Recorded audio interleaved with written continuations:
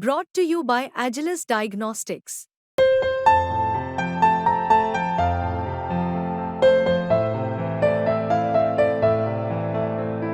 Agilus Diagnostics.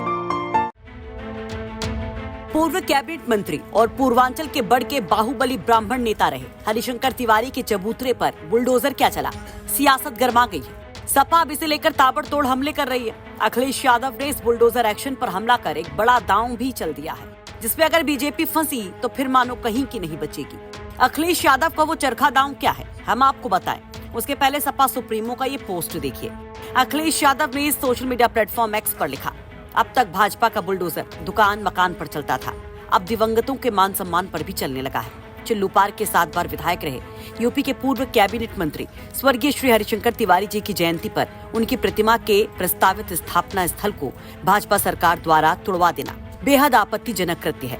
प्रतिमा स्थापना स्थल का तत्काल पुनर्निर्माण हो, जिससे जयंती दिवस 5 अगस्त को प्रतिमा की सासम्मान स्थापना हो सके। दरअसल जिस चबूतरे पर बुलडोजर चला, जिसे ध्वस्त किया गया, उस चबूतरे पर हरिशंकर तिवारी की प्रतिमा लगनी थी।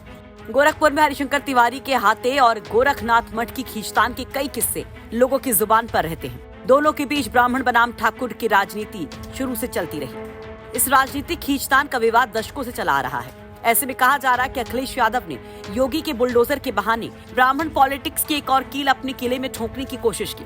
दरअसल पिछले कुछ दिनों से अखिलेश यादव लगातार ब्राह्मणों को साधने में लगे हैं।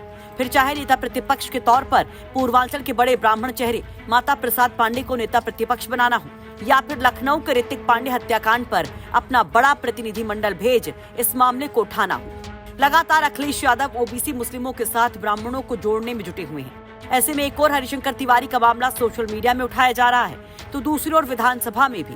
विधानसभा में कार्यवाही शुरू होते ही शिवपाल यादव ने इस मुद्दे को उठाया, योगी सरकार को घेरा। आपको बता दें कि जैसे ही बुलडोजर चिल्लू पार विधानसभा के बड़हलगंज टांडा पहुंचा, वहां हड़कंप मच गया। मूर्ति लगाने के लिए बन रहे फाउंडेशन को जमींदोज किया गया, तो इस दौरान प्रशासन और पुलिस को ग्रामीणों के विरोध का भी सामना करना पड़ा। बताया गया कि जिस चबूतरे पर ये प्रतिमा लगनी है, वो ग्राम सभा की जमीन है। इस कार्रवाई पर हरिशंकर तिवारी के बेटे विनय शंकर तिवारी ने एक लंबा पोस्ट लिखकर आपत्ति दर्ज कराई है। विनय शंकर तिवारी ने इसे राजनीतिक अराजकता, प्रशासनिक गुंडई या सत्ता का अहंकार बताया। विनय शंकर तिवारी ने लिखा, नीचता, निकृष्टता की पराकाष्ठा या व्यक्तिगत शत्रुता, ब्राह्मण स्वाभिमान को चुनौती या समूची इंसानियत की हत्या, ये निर्णय समय पर चिल्लू पार विधानसभा के लोग ही करेंगे।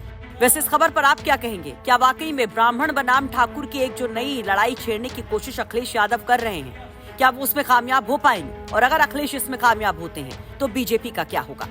अपनी राय कमेंट बॉक्स में जरूर रखिए।